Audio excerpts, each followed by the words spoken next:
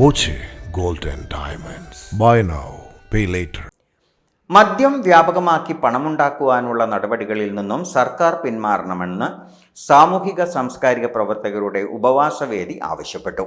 സർവമത പ്രാർത്ഥനയോടെ ആരംഭിച്ച ഉപവാസം മദ്യവിരുദ്ധ ജനകീയ മുന്നണി ചെയർമാൻ ബിഷപ്പ് ജോഷ്വ ഇഗ്നോത്യോസ് ഉദ്ഘാടനം ചെയ്തു. മദ്യഷാപ്പുകൾ സ്ഥാപിക്കുന്നതിന് തീരുമാനമെടുക്കാനുള്ള പഞ്ചായത്തുകളുടെ അധികാരം തിരിച്ചു നൽകണമെന്ന് ബിഷപ്പ് ജാഗോ ഇഗ്നാത്യോസ് ആവശ്യപ്പെട്ടു.